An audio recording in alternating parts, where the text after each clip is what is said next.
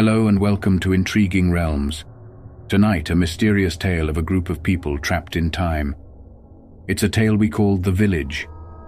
The village of Widecombe lies in rural Devon in England near the town of Tavistock. In 1980, the film actor Daniel Stern was on his honeymoon in the area exploring the picturesque villages with his new wife. They stopped in Widecombe fully expecting to find the usual tea rooms and pleasant old-world charm. But instead they found an eerie silence. There were 20 or 30 people, but everyone was dressed in black and moving slowly and listlessly. No one spoke, and the atmosphere felt electric like the calm before a thunderstorm.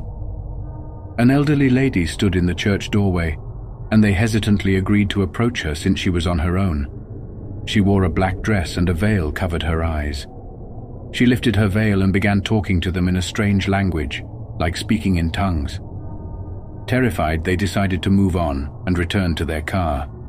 Despite a flat tire, they drove on to the nearest town of Tavistock, not wanting to return to Widecombe. There they checked into an inn and excitedly told their tale to the landlord.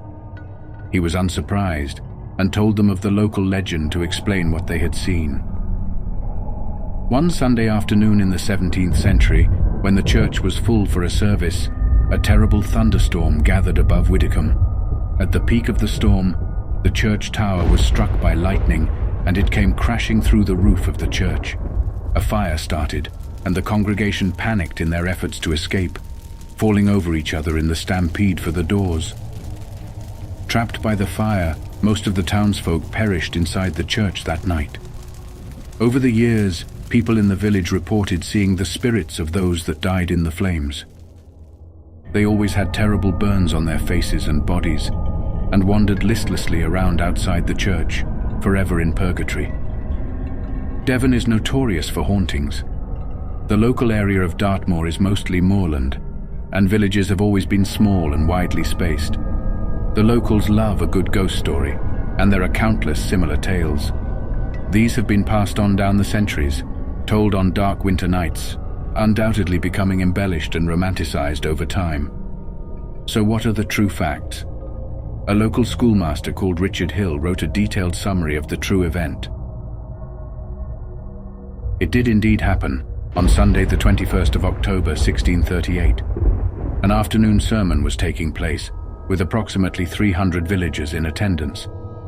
Just as the legend tells, one of the pinnacles on the church tower was hit by lightning, and it collapsed into the church, killing 4 people and injuring 60 others. Reportedly, several more died soon afterwards from severe burns. The 4 dead were buried in the church under 2 large granite slabs which bear the date. Written accounts by eyewitnesses at the time tell of a strange darkness, powerful thunder, and a great ball of fire, ripping through a window and tearing part of the roof open. It is said to have moved through the church, killing some members of the congregation and burning many others.